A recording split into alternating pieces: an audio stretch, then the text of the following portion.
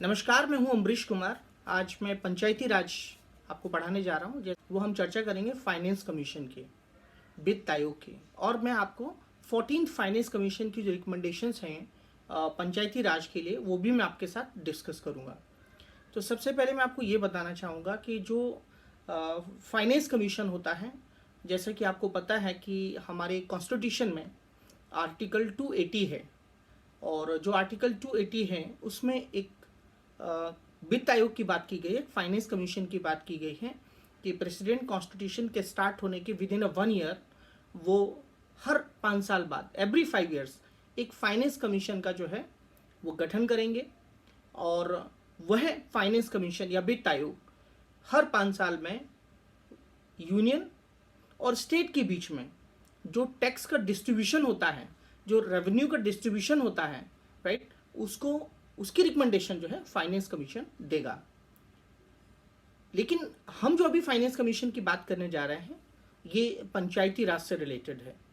तो मैं आपको ये कहना चाहता हूं कि पंचायती राज के स्टेटस, कॉन्स्टिट्यूशनल स्टेटस देने के लिए पंचायती राज को 73rd कॉन्स्टिट्यूशन अमेंडमेंट 1992 में किया गया, जो कि ये कॉन्स्टिट्यूशन अमेंडमेंट जो है, आपको जैसा कि मालूम है कि 24 अप्रैल से जो है 1993 से इसको इम्प्लीमेंट किया गया। और इम्प्लीमेंट करने के बाद, जैसे कि आप सब लोगों को पता है कि पंचायती राज को एक संवैधानिक या कॉन्स्टिट्यूशनल दर्जा दिया गया, और हमारे यहाँ पंचायती राज के जो प्रावधान है उसके लिए 11th शेड्यूल जोड़ा गया, 11वीं अनुसूची जोड़ी गई, और उसके साथ साथ जो है हमारे कॉन्स्टिट्यूशन में पार्ट 9 जोड़ा गया, और उसके साथ जो है 16 नए आर्टिकल्स जोड़े गए। तो उसमें से एक आर्टिकल है, वो आर्टिकल है आपका 243I। 243I जो आर्टिकल है वो क्या प्रावधान करता है, वो किस चीज से डील करता है? Article 243I deals with finance commission. तो ये जो राज्य का जो फाइनेंस कमीशन है, स्टेट का जो फाइनेंस कमीशन है, जिसको हम स्टेट फाइनेंस कमीशन कह सकते हैं या राज्य वित्त आयोग कह सकते हैं, ये जो राज्य वित्त आयोग है, ये इसका जो इस्टेब्लिशमेंट है फाइनेंस कमीशन का, सबसे पहले हमें वो समझना है। तो जो राज्य का वित्त आयोग होता है, जब से ये 73rd कॉन्स्टिट्यूशन अमेंडमेंट एक्ट 1992 जब से स्टार्ट हुआ है, उसके विद इन 1 ईयर, 1 साल के अंदर, हर 5 साल में, एवरी 5 ईयर्स, गवर्नर साहब, राज्यपाल महोदय जो हैं, वो एक वित्त आयोग का गठन करेंगे, एक फाइनेंस कमीशन का कह सकते हैं सेटअप करेंगे। फाइनेंस कमीशन का जो गठन होगा, फाइनेंस कमीशन का जो सेटअप होगा, फाइनेंस कमीशन को जो कॉन्स्टिट्यूट किया जाएगा, उस फाइनेंस कमीशन के काम क्या होंगे, मैं आपको वो बताने जा रहा हूं। तो हर 5 साल में एक फाइनेंस कमीशन को बनाया जाएगा, एक इसके काम क्या होंगे, इसके फंक्शन क्या होंगे, ये जो है ये कह सकते हैं कि फाइनेंस की रिव्यू करेगा, स्टेट से कितना फंड पंचायतों को देना चाहिए। फाइनेंस कमीशन का काम क्या होगा? फाइनेंस कमीशन ये रिकमेंडेशन देगा कि स्टेट और फाइनेंस कमीशन के बीच पैसे का क्या डिस्ट्रीब्यूशन होना चाहिए, और साथ ही साथ ये स्टेट की जो संचित निधि होती है, कंसोलिडेटेड फंड जिसको हम कहते हैं, राज्य की संचित निधि, कंसोलिडेटेड फंड ऑफ स्टेट, उससे जो भी ग्रांट पंचायती राज को दिए जाने हैं, उसके मामले में भी ये सिफारिश करेगा, और साथ ही साथ पंचायतों की वित्तीय स्थिति की समीक्षा करेगा, फाइनेंशियल स्टेटस का रिव्यू करेगा, और पंचायतों को कैसे, उनको फाइनेंशियली कैसे स्ट्रेंथन किया जाए, इसके लिए रिकमेंडेशन देगा। अभी मैं आपसे चर्चा करूंगा 14th फाइनेंस कमीशन की रिकमेंडेशन कि 14वां जो वित्त आयोग है उसने क्या सिफारिशें दी हैं पंचायतों के लिए।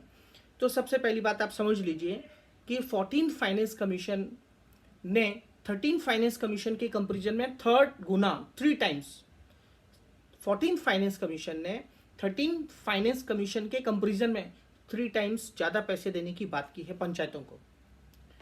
और 14th फाइनेंस कमीशन ने जो लोकल बॉडीज़ या लोकल गवर्नमेंट, जिसमें पंचायत और म्यूनिसिपैलिटीज़ दोनों आते हैं, उनके लिए 2,87,000 करोड़ रुपीस देने की बात की है, रिकमेंडेशन दिया है 14 फाइनेंस कमीशन ने। उसमें एक चीज आपको ध्यान में रखना है कि 2 लाख करोड़ रुपीस, राइट, 2 लाख करोड़ रुपए जो हैं वो दिए गए हैं पंचायतों को। वो पंचायतों को रिकमेंडेशन दी गई कि पंचायत 2 लाख करोड़ रुपीस पंचायतों को देने की बात की है, और 87,000 करोड़ रुपीस जो है वो लोकल बॉडीज को देने की बात की है, अर्बन बॉडीज, म्यूनिसिपैलिटीज। तो इस तरीके से 2 लाख करोड़ और 87,000 करोड़ जो मैंने आपको बताया, एक अर्बन को दिया गया है 87,000 करोड़, और 2 लाख करोड़ रुपए जो दिए गए हैं वो पंचायतों को दिए गए, पंचायतों को देने की रिकमेंडेशन दी है। तो अच्छा, और इसमें भी एक चीज आपको ये ध्यान रखना है कि ये 2011 के सेंसस के बेसिस पे है। इसमें पंचायत 14 फाइनेंस कमीशन ने जो अपना रिकमेंडेशन दिया है कि पैसा किस तरीके से पंचायतों को दिया जाए, तो इसमें 2 तरीके होते हैं। एक होता है वर्टिकल, वर्टिकल का मतलब होता है ऊपर से नीचे, राइट। सेंट्रल गवर्नमेंट ने जो पैसा दिया है वो नीचे तक सबको एक जैसा बांटना है, वर्टिकल। उसके बाद फिर हॉरिजेंटल, हॉरिजेंटल का मतलब क्षैतिज, इस तरीके से। तो उन्होंने ये कहा है, 14 फाइनेंस कमीशन ने अपनी रिकमेंडेशन में कहा है कि पंचायतों को 90% पैसा आप दीजिए वो आप पॉपुलेशन के बेसिस पे दीजिए, और 10% जो पैसा आप दीजिए वो आप उनको कह सकते हैं उनके परफॉर्मेंस के बेसिस पे दीजिए कि उनका कार्य का निष्पादन कैसा है। और उसी तरीके से अर्बन बॉडीज की बात कर रहा हूँ कि अर्बन बॉडीज हैं, जो म्यूनिसिपैलिटीज हैं, उनको आप जो पैसा दीजिए वो 80% पैसा on the basis of population, जनसंख्या के आधार पे, और 20% जो आप उनको दीजिए वो परफॉर्मेंस के हिसाब से दीजिए। परफॉर्मेंस मीन्स कार्य निष्पादन के आधार पर कि उन्होंने कितना अच्छा काम किया है। 14 फाइनेंस कमीशन के रिकमेंडेशन जो कि पंचायत के लिए हैं, लोकल बॉडीज के लिए हैं, वो मैंने आपको बताई हैं। और 15 फाइनेंस कमीशन की रिकमेंडेशंस अक्टूबर 2020 तक आने वाली हैं, और तब आप उसमें पंचायती राज के में क्या क्या रिकमेंडेशंस पंचायत के लिए दी गई हैं वो आप उसको देख के इसको अपडेट कर सकते हैं। और इसी के साथ मैं नए वीडियोस के साथ आपके सामने आऊँगा। तब तक के लिए धन्यवाद। Thank you. जय हिंद।